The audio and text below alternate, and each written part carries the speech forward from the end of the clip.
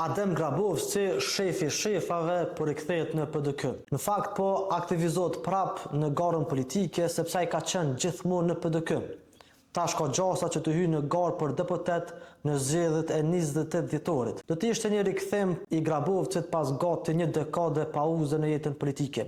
Grabovci është propozuar nga dega e PDK-s në për të përfshirë në listën për deputet.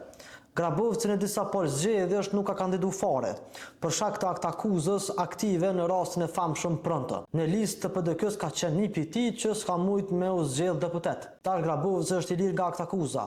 Nuk ka ndonjë problem me ligjin, pasi nuk është dënuar për rastin Pronto. Pas shumë viteve hetime e gjykime, rasti Pronto përfundoi pa asnjë të dënuar. Por ndryshe, për ata që nuk e njohin, për gjeneratat e reja, Grabovci ka qenë një figurë qendrore e PDK-s në kohën e qeverisë Thaçi 1 dhe 2.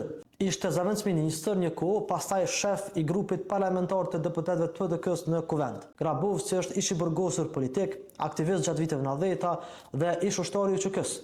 Grabovci po rikthehet në një kohë kur PDK-ja s'është më në pushtet si dikur dhe pashëm Thaçin në krye. Nuk e di çfarë fuqi elektorale ka zotri Grabovci. Megjithatë, ai është një figurë e kritikuar gjithsesi në kaluarën, thënë me eufemizëm një figurë goxha kontroverse. Prandaj rikthimi i Grabovcit është problematik për imazhin e PDK-s të cilin e ka ndërtuar Bedri Hamza, të një PDK-je të reformuar. Grabovci takon një tjetër epokë qeverisëse, për cilën PDK-ja është ndëshkuar elektoralisht në disa zgjedhje.